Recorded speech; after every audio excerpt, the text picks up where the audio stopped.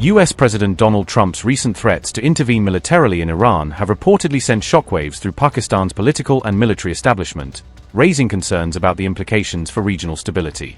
In response, Pakistan's Army Chief, General Asim Munir, is said to have convened a high-level emergency meeting to assess the fast-evolving situation involving both the United States and Iran, according to media reports. The meeting was attended by several top national security officials, including the Chief of the Inter-Service Intelligence and the National Security Advisor, Lieutenant General Asim Malik, underscoring the seriousness of the discussions.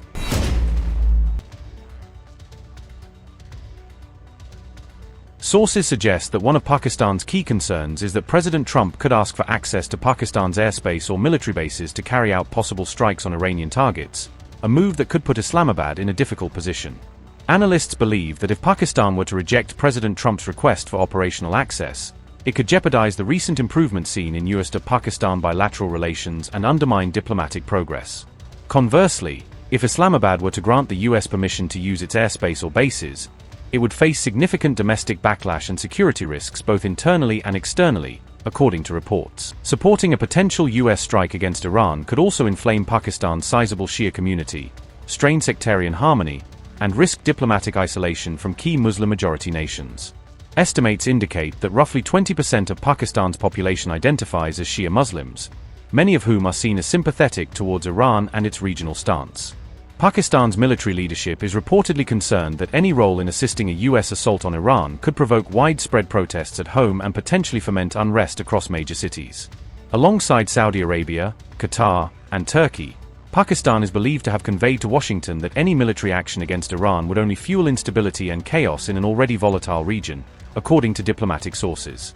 It's important to note that Pakistan and Iran, though neighboring countries, share a historically complicated and often uneasy bilateral relationship marked by recurring tensions. In January 2024, Iran launched strikes targeting alleged Balochi militants inside Pakistani territory, prompting a swift retaliatory response from Islamabad's forces. However, in the aftermath of the confrontation, both nations agreed to de-escalate hostilities and strengthen coordination along their shared border to prevent further flare-ups.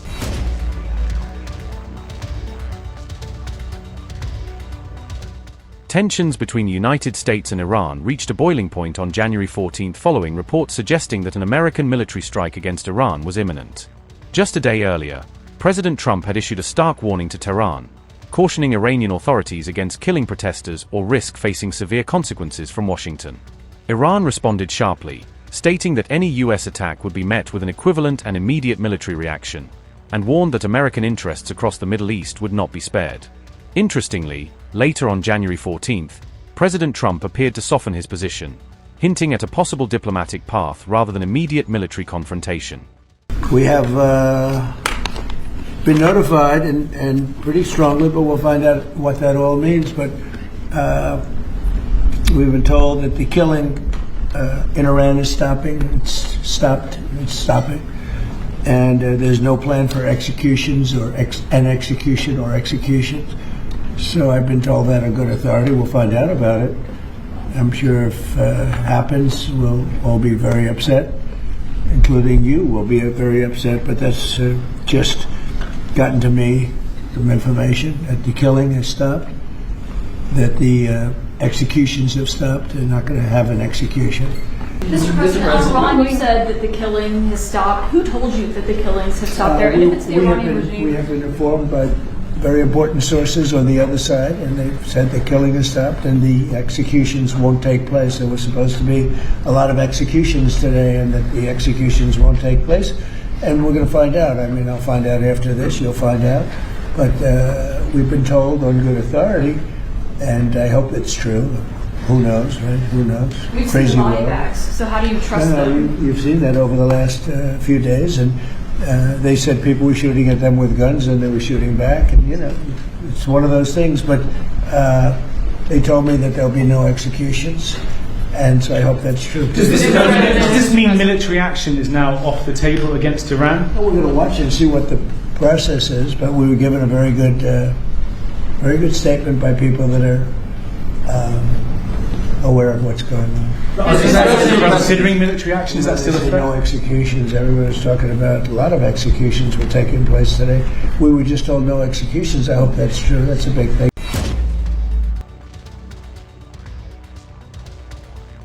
Meanwhile, reports indicate that an ongoing crackdown on nationwide protests in Iran has already resulted in the deaths of over 2,000 people, highlighting the unrest's growing scale. The uprising, reportedly led by frustrated shopkeepers and university students, stems from Iran's deteriorating economy and rising living costs that have crippled daily life.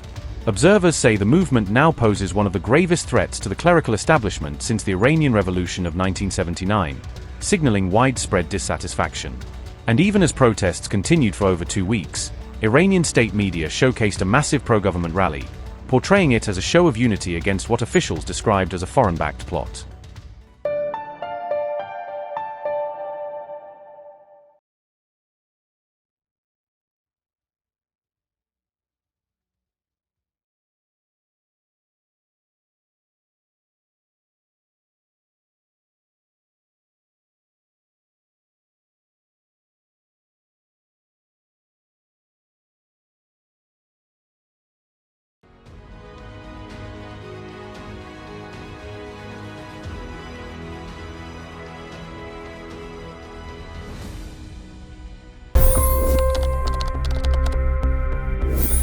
$25 crore गरीब गरीबी को परास्त करके बाहर निकले।